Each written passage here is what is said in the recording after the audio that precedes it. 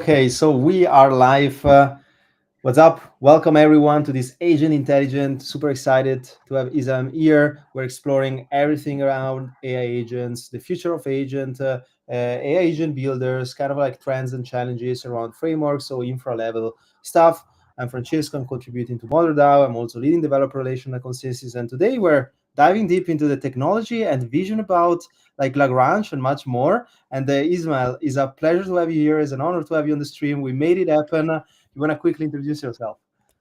Thank you so much for having me, Francesco. There's very few topics that I am more excited to talk about than AI agents, and their intersection with crypto.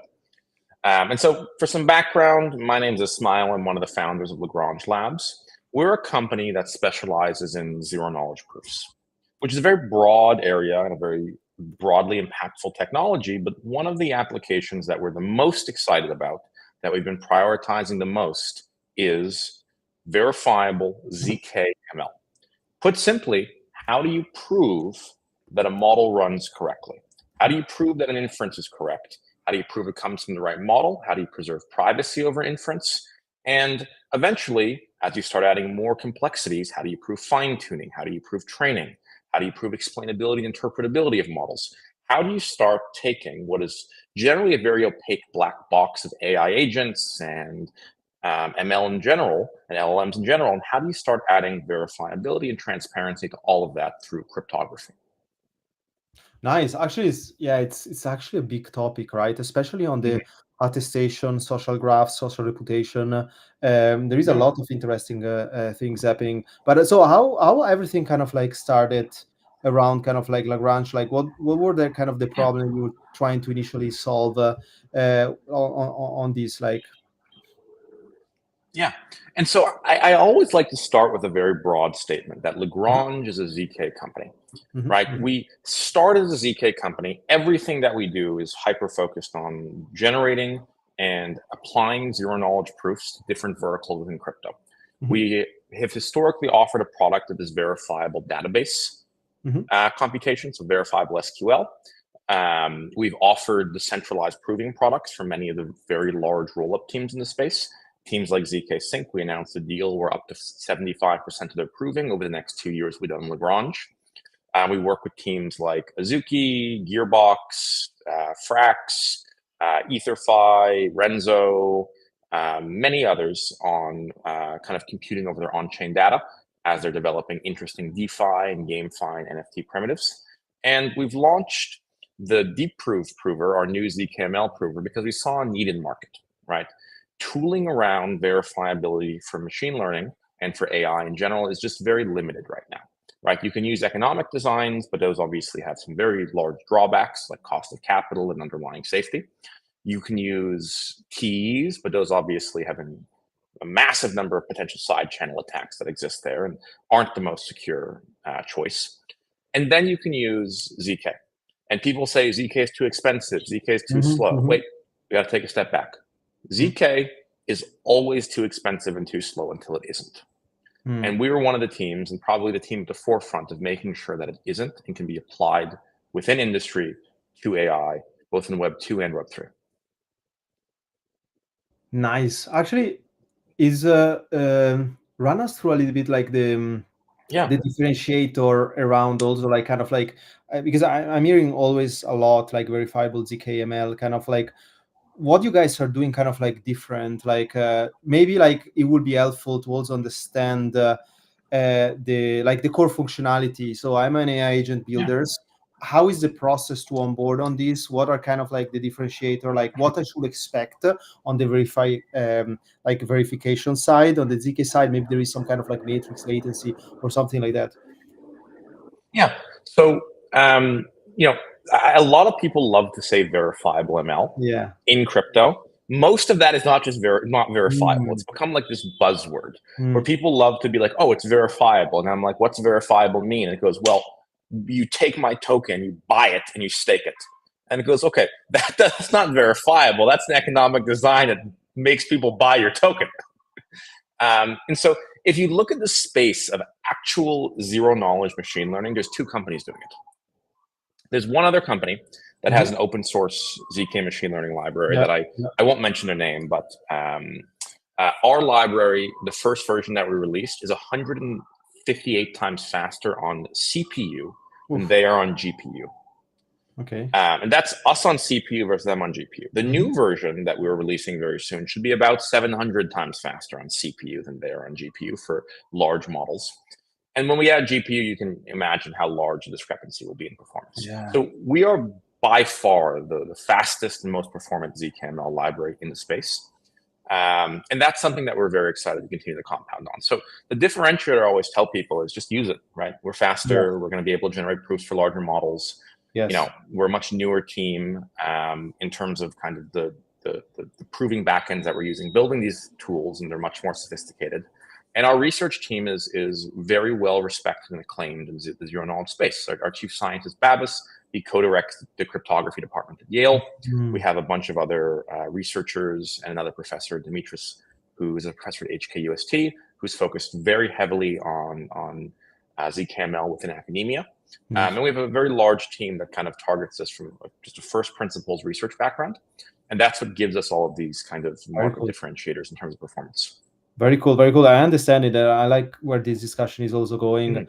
So like, and speaking about like our architecture side, like for having this performance, like what were the kind of like architectural decision that you were like, you know, running through those kind of like years of building? Is there something worth to share, or it's I'm not even sure. Is this public, the repo that I like the testing framework? Okay. Yeah, Deep Proof is what it's called. So if you look up Deep Proof, you'll find libraries, you'll find the code base. It's all open. You can look at the code, you can look at the circuits. The first version supports CNNs and MLPs. Yes. The next version will support LLMs. Very cool, very cool. Okay, sounds good. And now let's go a little bit on the usability from kind of like the users that are actually like running and using Lagrange. Like any specific, like, do you see any trends going? Like, who is using what for what use case? Like, I know I don't want to ask trend specific, but are there specific vertical they're saying this is something that it happens the first, I don't know, 6 months of people using Lagrange? I'm assuming, I don't know, public attestation, like specific, like verifiable credentials on, I don't know, layer 2s. And now this is where we're going. Like, I would like to understand also, like, where was it, where is going, and what is kind of like the highlights of those use cases happening? Yeah, that's a fantastic question. It's frankly my favorite thing to talk about, application. And so I like to think about the applications of ZKML in 3 buckets. The first bucket are protocols that build infrastructure that does decentralized inference, decentralized fine-tuning, that they build layer 1s, or they build networks that are focused on being able to allow agents to build on them. So they aren't selling an agent, they aren't selling a model, but they're building tooling for other people to build agents and leverage inference from models. And there's a bunch of those teams in the space that I think are fantastic, right? Like I think the Gaia team is incredible. I think the Ritual team is incredible. I think the Mira team is incredible. And I can go down the whole list and list a bunch of others. I love the Zero G team. And we like working with these teams because they're building these ecosystems with tremendous distribution. And we believe that ZK can augment and provide an additional configurable knob for security for how they're leveraging these kind of decentralized AI ecosystems. And we love integrating with those teams. But those aren't, I would say, on the application level. Those are more infrastructure to infrastructure integration.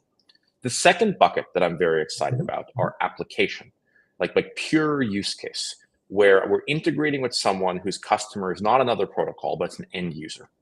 And those are examples of things like wallet integrations.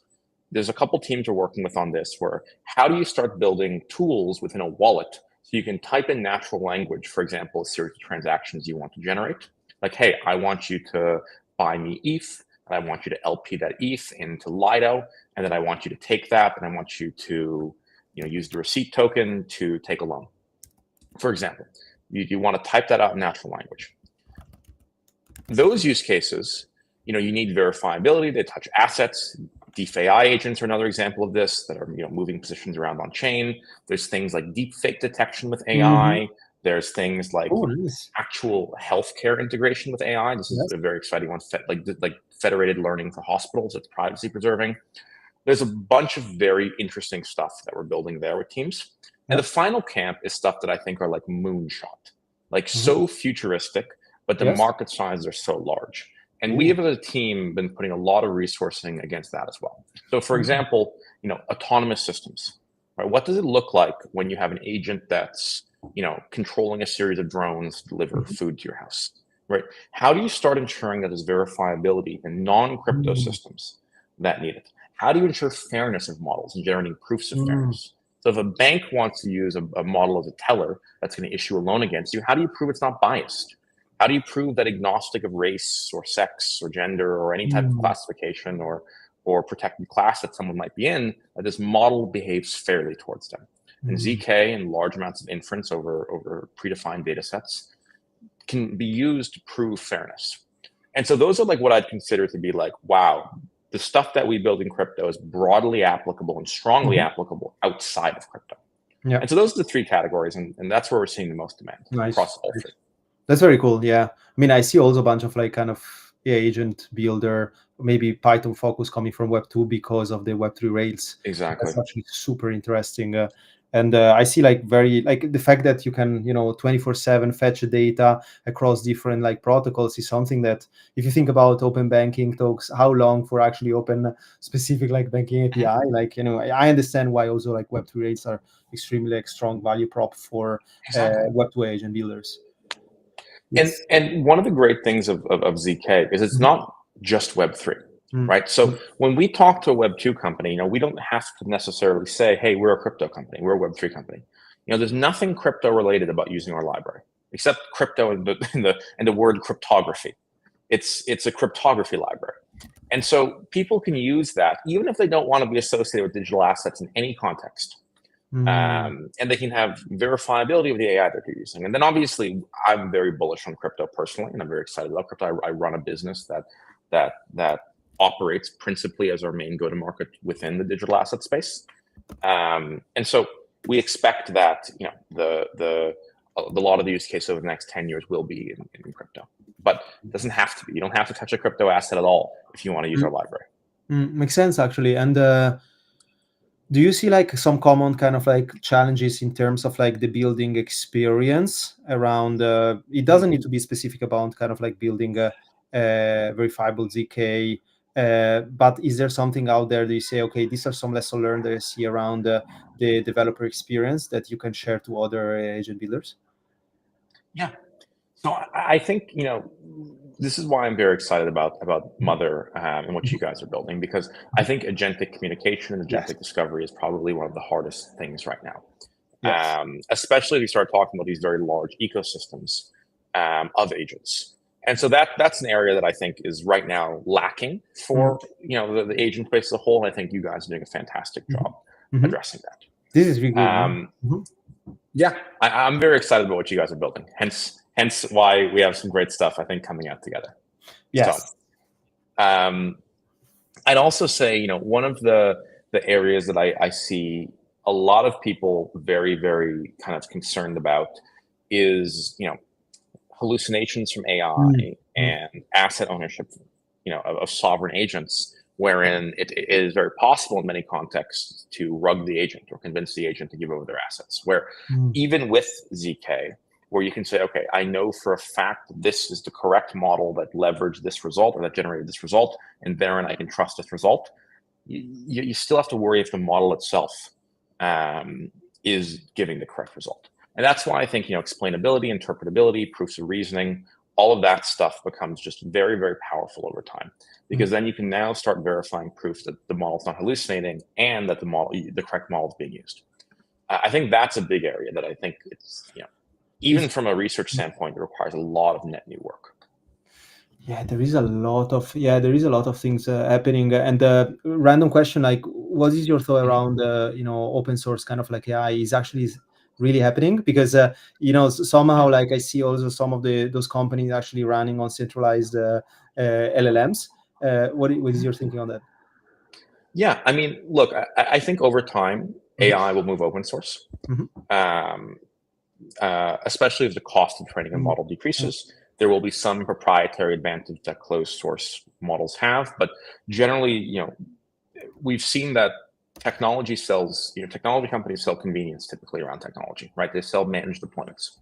There's very few services on AWS, I'd argue, that you couldn't download a centralized alternative. Yeah. Or sorry, you couldn't download an open source alternative of, right? Mm-hmm. You can move off of Redshift and you can use CockroachDB. You Yeah. can move off of SQS and use RabbitMQ. Yeah. Like you can move off of centralized services onto decentralized open source services, Mm-hmm. or at least open source services. And I think AI will take the same kind of trajectory, right? There's no technology moat that persists over decades, insofar as it's just a piece of code. Yeah, I mean, I'm definitely like interested to see more this kind of like decentralized AI that is truly like also decentralized and open source, building public specific. And I really like what you I agree. answered before on the specific, because this is a question that I'm always debating myself. Like, is it too early to speak about social, like agent to agent coordination? I mean, I will like ask you now, right now, exactly the same. Like, do you think it's too early? Should we speak about it? Because I think like, the majority of agent will be agent to agent services, but there is no true kind of specs/standard out there, or there are. Like, what do you think about first on this agent to agent coordination, how we should deal with it, and who could actually build those standards? Are frameworks kind of having this responsibility to build standards? Because I remember, you remember back in the days with NFT standards, you could not move stuff from OpenSea because there was no specs, like, or at least like Exactly. comfortable standards. Yeah. Yeah, this is a fantastic question. Mm-hmm. And so this actually gets back, my answer actually gets back to what you asked me before about learnings, right? So I've been in the ZK space for 3 years as a founder at this point. And one of the biggest learnings I've had is that in any emerging technology, you have to talk about where it's going and get people excited about where it's going instead of obsessing about the present state of it. And so with ZK, one of the very big issues was that a lot of the companies early on just started to talk about their benchmarks. Like, how fast is my prover? What does my prover do? And you ask them applications and it's like, oh, ZK rollups. What else? ZK rollups. There's no kind of creativity. There's no excitement. And because of that, the space of ZK has suffered in the last year or so. There's reduced funding. There's really, not very many large, exciting token launches. Because people just talk about present state. They don't like to say, I'm going to paint a picture for you about where this will be in 3 years, 4 years, 5 years, 10 years. What AI has done great is paint that picture, right? When people talk about ChatGPT, they don't talk about the details of the transformer, the details of the data set that's being used to train it. They talk about, this thing transforming society. They talk about AGI and ASI, and they start talking about concepts that are decades in the future. That's what makes AI exciting. And so it's not too early to talk about agentic communication. It's not too early to talk about agentic discovery. It might be a little bit early that we still need some more agents before people like actually grok the power of what this is going to offer. But it's not too early to get people excited about it. It's the right time because it's the way that things are moving. Yes. And who do you think have the responsibility to build those kind of like standards, right? Similar to like, I don't know, a Web 2 environment, a Web 2, like, I don't know, Open API. Like, who is this responsibility? Like an EF for agents. Like, you need to be also neutral, right? Yeah. Maybe a Solana Foundation for agents. After the price action recently, but no, an EF for agents. We'll do an EF for agents. Yeah. I mean, it's a good point, right? And that's super interesting. It's more of a joke. Yeah, no, I know. Yeah, but it's super interesting. But I agree also on the foundation side, because right now, I don't know, I wish to see, I saw like IP that sent some specs for like agents discovery. So you actually have specific like kind of, but this is like only if you use kind of like IP, right? And exactly. Yeah, that's very kind of like, let's say, a little bit limited, right? And I think also this need to come from like dApps or services, like major dApps or services, so that actually agent will actually include those standards to be compatible with this kind of like specific coordination issues. But sounds good. And I know, like, I wish like we have 1 hour, but I wanted to ask you like one couple of questions more. But think about success. Obviously, verifiable credential, the amount of verifiable credential around an agent is extremely key. But what you will think about, like, what kind of like could be the metrics of us saying this agent is doing a good job, like how you evaluate success and how are smart metrics? Because I'm not sure, like a TVL of agent, Yeah. look like AXPT, like what are kind of like metrics that you would say, okay, this is where successful is. I really like there is a kind of like TVL for agent, but for user, like how many AI agent consumer actually consume your agent. That I think is a cool metrics. But what are kind of like those metrics that you think about to evaluate success? Yeah. So, one of the things I like to say is that Mhm. it's very easy to spot directionality in an industry. Mm, It's very yeah, hard to determine the timelines of that end state outcome. And one of the things that I believe about ZK is that all computation will move verifiable. As the overhead on generating a proof drops to just being the cost of computation, it becomes a second thought where you get verifiability and privacy by default. mhm, And so when I say think of AI, we're discussing one of the most impactful forms of computation mhm. that's around, that has the most broad set of impacts that are downstream of of what it does. And so I want to see a world where all AI and all machine learning is verifiable and proven. It's proven how the models were trained. It's proven the data it was trained on. It's Mhm. proved that these models are fair. There's proofs of the explainability and interpretability so that the results that are being used autonomously in systems aren't the result of a hallucination or something that's going to be detrimental to a downstream application. Yeah, yeah, There's proof that the correct model was used, right? So that yes. the inference was in fact from the right model, so that nobody sat in the middle and changed something, right? Mhm. That's what we need as a primitive of our entire society is going to run on top of AI, right? Yeah, I can't have my self-driving car veer off the road and hit a pedestrian because the model hallucinated or someone tampered with the signal and swapped out yes, something in the back yes. end. Like there needs to be verifiability as a primitive all the Agree, way up and agree. down the stack. Yes. And that's what success looks like. Success looks like every single AI model in the world, every single agent using verifiability, using ZK at its core. Yes, yes, I agree, agree. I mean, that's was kind of always the premise why kind of like Modder had to exist, because if you've Exactly. been around like with DeFi Summer, so many users got racked because of the forked dexes, right? And with the agent will Exactly. be very similar. So building social Mhm. reputation with on-chain verifiable credential is key. And until we are not having like some kind of like specific like social reputation around this, I think like AI agent consumer will not have the Mhm. full kind of data and trust this data to actually consume these future agents. Because right now we are thinking Exactly. about social agents, but think about when we're starting having, and there is already kind of DeFi agent actually delegating your own treasury. So there is a lot of like Mhm. things that social reputation need to happen right now. And I think even verifiable credential is one of the strongest use cases right now that is really coming out because of this agent development. And it's super excited about it. So coming back to Lagrange, like, so what is happening next? Like, what you guys are cooking that obviously you can mention to those AI agent builder hearing us right now. Yeah, so we have a very exciting experience that's dropping in about an hour and a half that we call Oh, Turing Roulette. Yeah, it is basically like AI chat roulette, where you oh, have to determine if you're communicating with a chatbot or a person. And you have some points and some rewards tied into that in an interesting way if you guess correctly or not. it would be Um, hard to so find it's out going to which be is very which. cool. It's going to be Yeah, very cool. And it's like the old game chat roulette if you remember that from back in the yeah, day.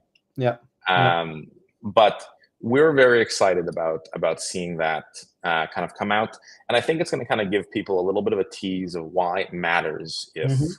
AI is verifiable, right? It Mm-hmm. gets kind of scary if your entire digital presence is something that you don't know who you're interacting with, right? Yes.